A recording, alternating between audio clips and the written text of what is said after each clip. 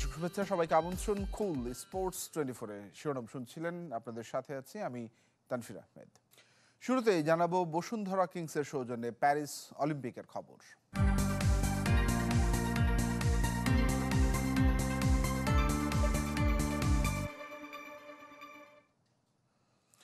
Olympic চলাকালে আবারও ফ্রান্সে হামলা হয়েছে। এবার লক্ষ্যবস্তু ছিল দেশটির দ্রুতগতির ইন্টারনেট।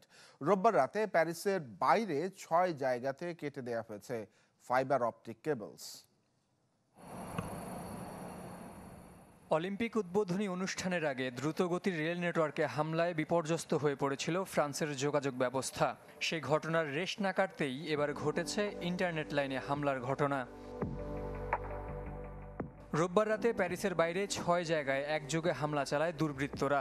কেটে দেয়া হয় ইন্টারনেটের ফাইবার অপটিক কেবলস। ফ্রান্সের অন্যতম মোবাইল অপারেটর SFR এর বরাত দিয়ে বার্তা সংস্থা AFP জানিয়েছে, সেবা প্রদানে ব্যাঘাত ঘটলেও ক্ষতির পরিমাণ বেশি নয়। এ হামলার পেছনেও কট্টর বামপন্থী গোষ্ঠী জড়িত বলে সন্দেহ করছে ফ্রান্স সরকার। স্বরাষ্ট্রমন্ত্রী জেরাল্ড দারমানিন জানিয়েছেন, রেল নেটওয়ার্কে হামলার ঘটনায় সন্দেহভাজন একজনকে আটক করেছে পুলিশ। এদিকে ইচ্ছাকৃতভাবে ইসরায়েলের বিপক্ষে ম্যাচ না খেলার অভিযোগে আন্তর্জাতিক জুডো ফেডারেশনের তদন্তের মুখে আলজেরিয়ান অ্যাথলেট মেসাউদ রেদওয়ান ইদ্রিস। সোমবার ইসরায়েলের তোহার বুটবুলের বিপক্ষে ম্যাচের মাত্র 10 মিনিট আগে ভেন্যুতে পৌঁছান দ্রিস। নির্ধারিত 73 কেজি থেকে 400 গ্রাম বেশি ওজন হওয়ায় ডিসকোয়ালিফাইড ঘোষণা করা হয় তাকে। কিন্তু ইসরায়েলের অভিযোগ, ভৌগোলিক রাজনীতির কারণে এমনটা করেছে আলজেরিয়া। জের সাগর, চ্যানেল 24। প্যারিসে আসা দর্শনার্থীদের অন্যতম আকর্ষণের জায়গা স্তাদ দে ফ্রান্স।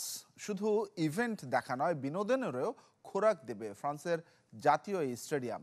অলিম্পিকের মূল এই ভেন্যু ঘুরে দেখেছেন সহকর্মী রেদওয়ান শুয়েব। অ্যাথলেটিক্সের তীর্থভূমি বলা হয় স্তাদ দে ফ্রান্সকে। ট্র্যাক অ্যান্ড ফিল্ড ছাড়াও রাগবি 7 আর সমাপনী অনুষ্ঠানের আয়োজক প্যারিস অলিম্পিকের মূল এই ভেন্যু। তবে খেলাধুলার বাইরেও নানা বিষয়ে আলোচনায় থাকে ফ্রান্সের সবচেয়ে বড় এই স্টেডিয়ামটি। স্টেডিয়ামে প্রবেশ করতে ক্রীড়াপ্রেমীদের লম্বা লাইন, দীর্ঘ অপেক্ষায় ক্লান্তি নেই, ব্যস্ততা স্বেচ্ছাসেবীদের, তৎপরতা নিরাপত্তায়। ভারী অস্ত্রে সজ্জিত পুলিশ, মিলিটারিদের কেউ বা ঘোড়ায় চড়ে মহড়া দিচ্ছেন। কে বলবে এদিন 3 ডিসিপ্লিনের কোনো ইভেন্টই নেই স্তাদ দে ফ্রান্সে। এই স্টেডিয়ামই প্যারিসের অন্যতম দর্শনীয় স্থান। বিগেস্ট শো অন আর্থের জন্য যোগ হয়েছে নতুন মাত্রা। খেলা নেই তাতে কি, পর্যটকদের কাছে টানতে আয়োজনেরও কমতি নেই। অলিম্পিক মশাল হাতে ছবি তোলার সুযোগ হাতছাড়া করতে চাইছে না কেউ, যদিও মশালটা নকল। কেউ মেতেছেন লটারিতে, জিতলেই পুরস্কার। বিনা পয়সায় মুখে আলপনা আঁকিয়ে নিচ্ছেন দর্শনার্থীরা। কিছু দূরে এগুলে শিশু কিশোরদের খেলার জায়গা।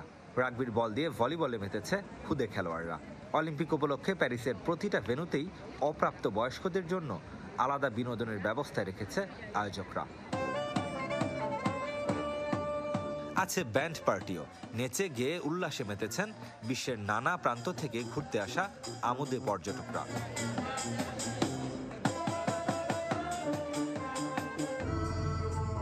অনেকে আবার বিশ্রাম নিচ্ছেন গ্যালারিতে বসে। শূন্য মাঠের দিকে তাকালেও চোখ জুড়ায় স্টেডিয়ামের সৌন্দর্যে। 80,000-এর বেশি দর্শকের এই স্টেডিয়াম মূলত নির্মিত হয়েছিল 1998 বিশ্বকাপের জন্য। ফাইনালে ব্রাজিলকে হারানোর স্মৃতি এখনও রোমাঞ্চ ছড়ায় ফ্রান্সবাসীদের। এছাড়াও ইউরো, চ্যাম্পিয়ন্স লিগের 3 ফাইনাল, একাধিক রাগবি বিশ্বকাপ, জাতীয় দলের ক্যাম্পার, ঘরোয়া টুর্নামেন্টের শ্রেষ্ঠত্বের মঞ্চও এটি। নিয়মিত অ্যাথলেটিক্সের বৈশ্বিক আসরও হয় এই ভেন্যুতে।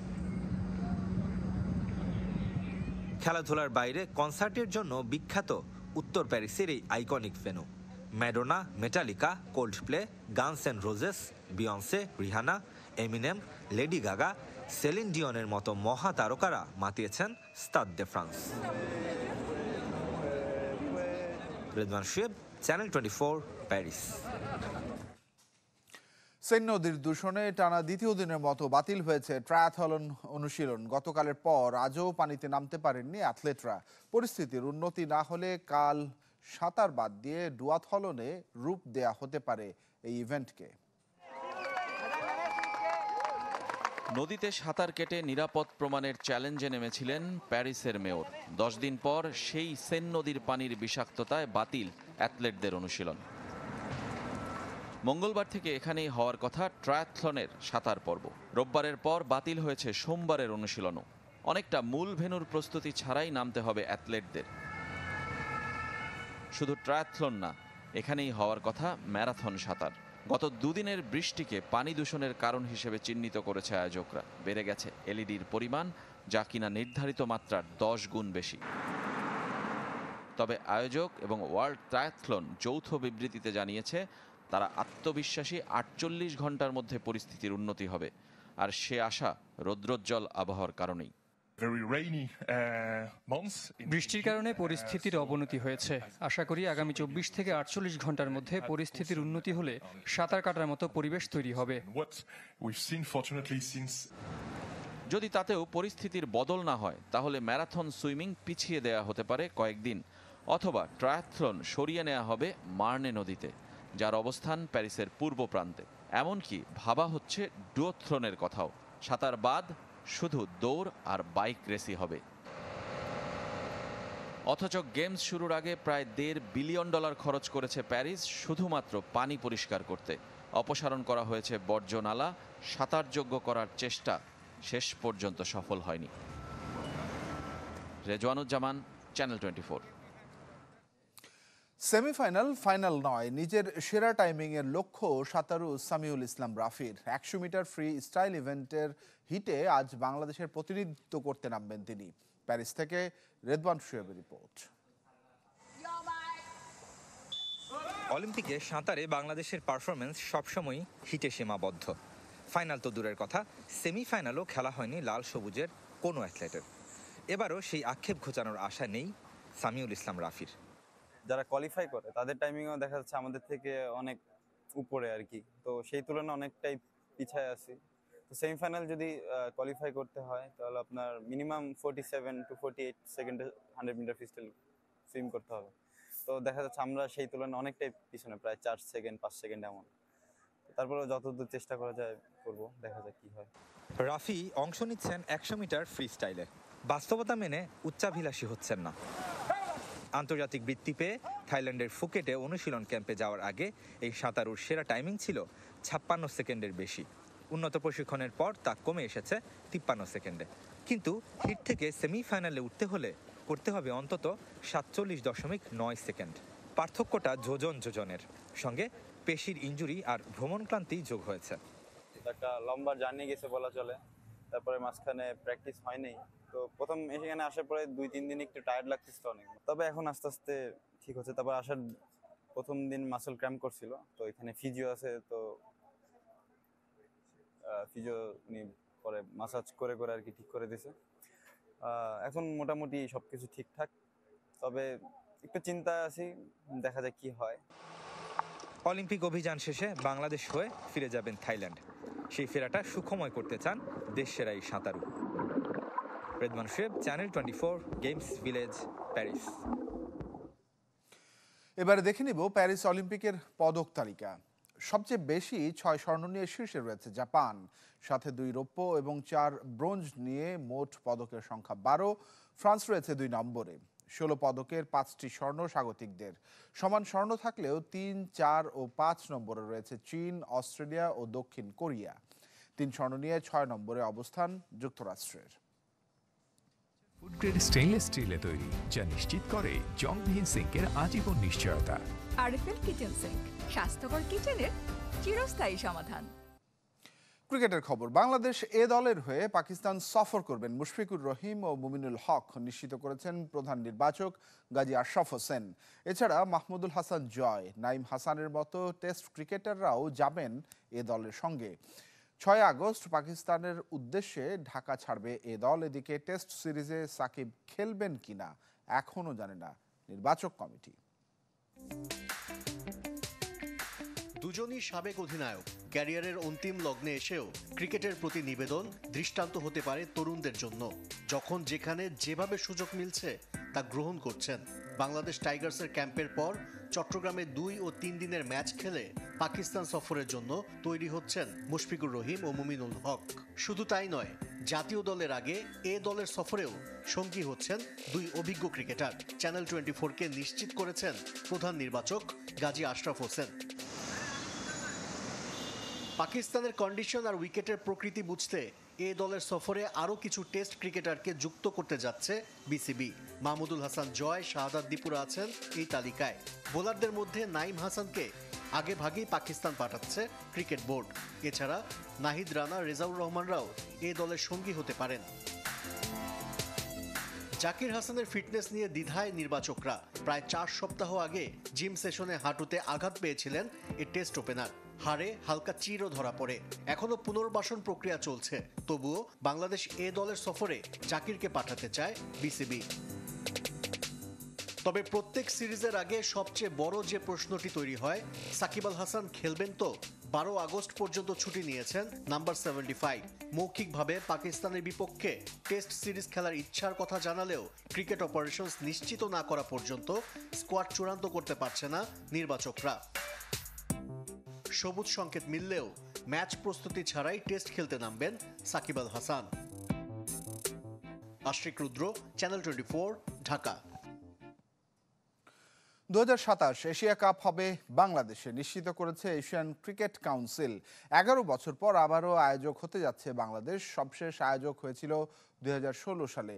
সেটি ছিল টি-20 ফরম্যাটে। তবে 2027 এশিয়া কাপ হবে ওয়ানডে সংস্করণে। একই বছর ওয়ানডে বিশ্বকাপ থাকায় এশিয়া কাপও হবে 50 ওভারের। তার আগে 2025 এশিয়া কাপ হবে ভারতে। 2026 টি-20 বিশ্বকাপকে মাথায় রেখে এশিয়া কাপও হবে 20 ওভারের আসর। এদিকে চট্টগ্রামে শুরু হয়েছে জাতীয় দল ও পাইপলাইনের ক্রিকেটারদের নিয়ে গড়া লাল সবুজ দলের 3 দিনের প্রস্তুতি ম্যাচ। প্রথম দিন শেষে মুশফিক মিরাজদের লাল দলের সংগ্রহ 5 উইকেটে 220 রান। জহুর আহমেদ চৌধুরী স্টেডিয়ামে আগে ব্যাট করতে নেমে শুরুটা ভালো হয়নি লাল দলের। খালিদ হাসানকে 0 ও নাইম শেখকে 5 রানে বিদায় করেন সবুজ দলের তানজিম হাসান সাকিব। ওপেনার এনামুল হক বিজয় সেঞ্চুরির কাছে গিয়েও পারেননি। 90 রানে ফেরেন তানজিম সাকিবের তৃতীয় শিকার হয়ে। 50কে সেঞ্চুরিতে রূপ দিতে পারেননি মুশফিকুর রহিম ও ইয়াসির আলীও। ইয়াসিরকে 58 আর মুশফিক আউট হন 51 রানে। 12 রান নিয়ে দ্বিতীয় দিন ব্যাট করতে নামবেন জাকের আলী।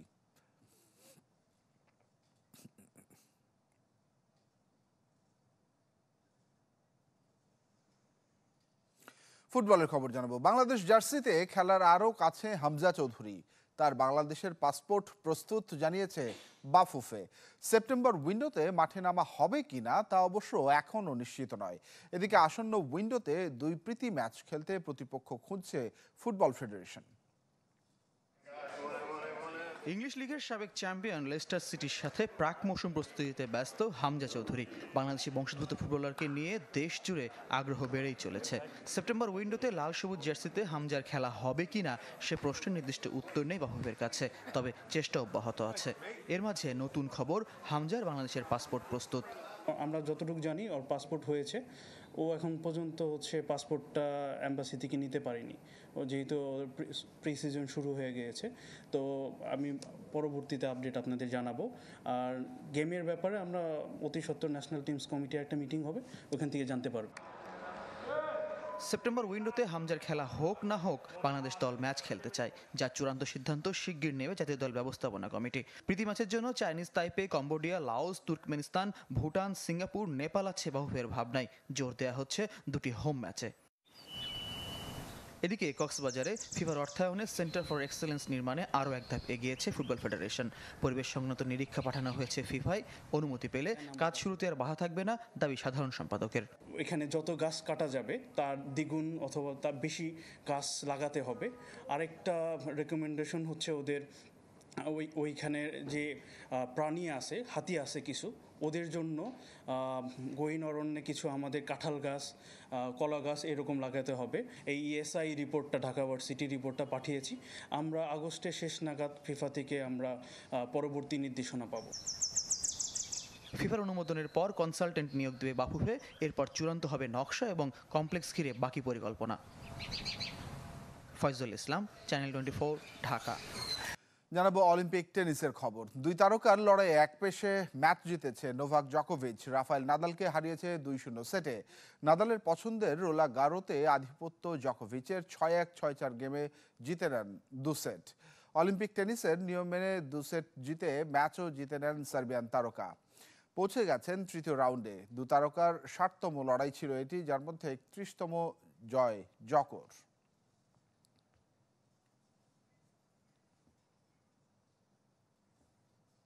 এই ছিল কুল স্পোর্টস 24। খেলার সব আপডেট এবং রিপোর্টগুলো দেখতে ভিজিট করুন facebook.com/sports24team এই পেজে। ধন্যবাদ সঙ্গে থাকার জন্য।